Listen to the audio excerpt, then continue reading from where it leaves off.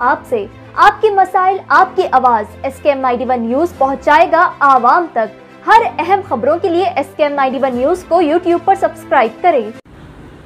अस्सलामु अलैकुम वरहमतुल्लाहि वबरकातुहू।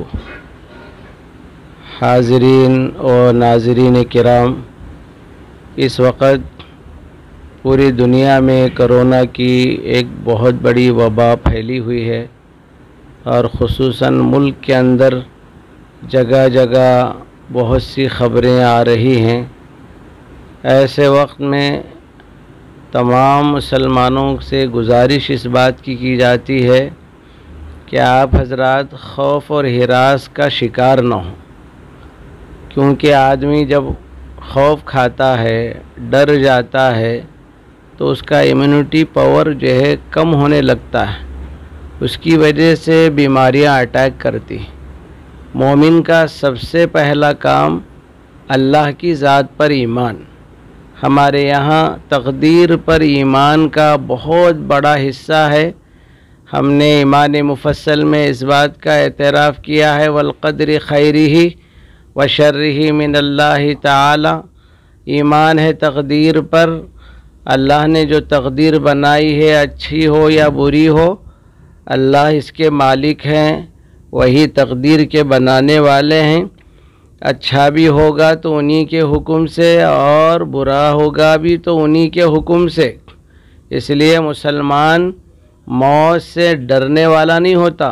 हदीस में है, हुज़ूर अकरम सल्लल्लाहु अलैहि वसल्लम ने इरशाद फरमाया, ईमान और खौफ दोनों जमा नहीं हो सकते, बुज़दिली और ईमान दोनों इकट्ठे नहीं होते।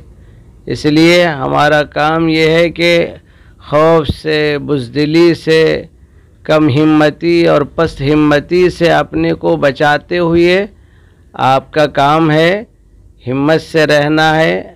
और अड़ोस पड़ोस में, घर में कोई भी मुतासिर हो जाए, आप इंसानियत के रिश्ते के नाते उनकी मदद कीजिए, हेल्प कीजिए एहतियात के साथ। पूरे एहतियात को अपनाते हुए खिदमत भी करना।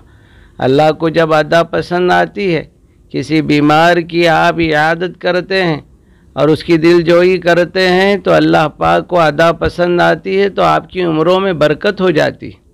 क्योंकि हदीस में है, अगर आदमी जो है उम्र में बरकत चाहता है तो रिश्तेदारियों का ख्याल रखो, सिले रहमी करो। हदीस में हुज़ूर सल्लल्लाहु अलैहि वसल्लम ने फरमाया, सिले रहमी करने वालों की उम्रों में इजाफ़ा किया जाता है। इसलिए इस बात का अच्छी तरह यकीन रखना, हमारा ईमान है अल्लाह की ज़ात पर कि मौत जब आती है तो अपनी जगह आती है, पर उससे पहले मुसलमान मौत से हरगिज़ नहीं घबराता, बल्कि मुसलमान और हज़रात सहाबा किराम की तारीख़ सामने रखते हुए ज़िंदगी गुजारना। वो तलवारों के सायों में और तीरों की बरसात में और बमों के जो है डाले जाने में भी पूरी हिम्मत के साथ ठहरते थे, इस यकीन के साथ कि अल्लाह बचाने वाला है, वो हयात देगा तो कोई मुझे मारने वाला नहीं है।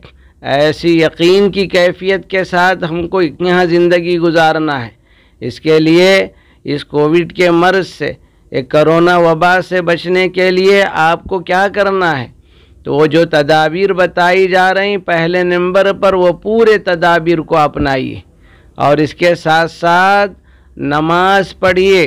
ये तय है कि जो लोग अल्लाह से रो रहे हैं, अल्लाह की सामने इबादत कर रहे हैं, नमाज़ें पढ़ रहे हैं, कुरान पाक की तिलावत कर रहे हैं, रमज़ान का महीना दुआओं की कबूलियत का है, ताख़रातें चल रही हैं, रमज़ान की कीमती रातों में अल्लाह के सामने नमाज़ों का एहतमाम करने के साथ ज़िक्र कीजिए। कुछ ज़िक्र अज़कार ऐसे हैं, इंशाअल्लाह बीमारी दूर भागेगी। हर नमाज के बाद 3 मरतबा सूरह फ़ातिहा पढ़िए, 3 मरतबा सूरह इखलास कुल हुवल्लाहु अहद पढ़िए और 13 मरतबा हस्बुनल्लाहु व निअमल वकील आप पढ़िए और अपने जिस्म पर फूंक लीजिए। इंशाअल्लाह आपको कोई ताकत बिगाड़ नहीं सकती जब तक कि मौत मुक़द्दर न हो।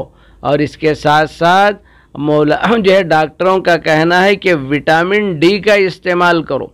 विटामिन डी का इस्तेमाल यानी मछली है, اور انڈوں کا استعمال ہے اور مچھلی کے تیل کی گولیاں ہیں، اومیگا 3 ہے، یہ چیزیں آپ جو ہے استعمال کیجئے۔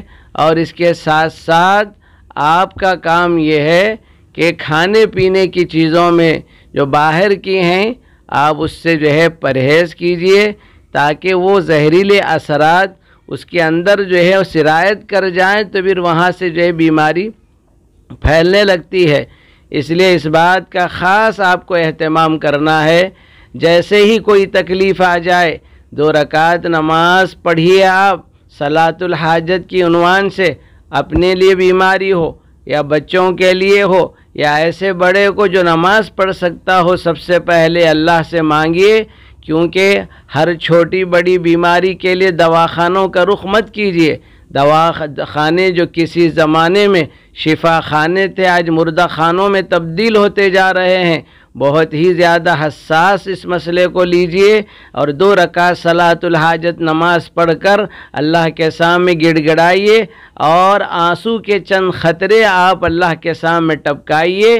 آپ کے یہ آنسو کے جو خطرات ہیں، اس پر اللہ تعالیٰ کی نصرت اور مدد جو ہے شامل حال رہے گی۔ اس لیے خوف کے اور ہراس کے ماحول سے باہر نکلنے کی ضرورت ہے۔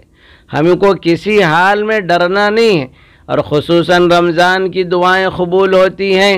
افطار کے موقع پر دعائیں کیجیے اور یاد رکھو 2 ہتھیار کو کبھی نہ چھوڑنا۔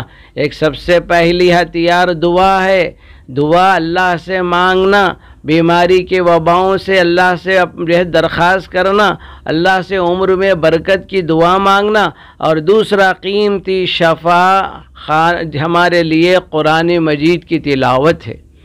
جو شخص قرآن مجید کو روزانہ پڑھتا ہے اس کو شفا کا ایسا شاندار نسخہ ملتا ہے، وَشِفَاءٌ لِلنَّاسِ، بیماریوں سے شفا ملتی ہے۔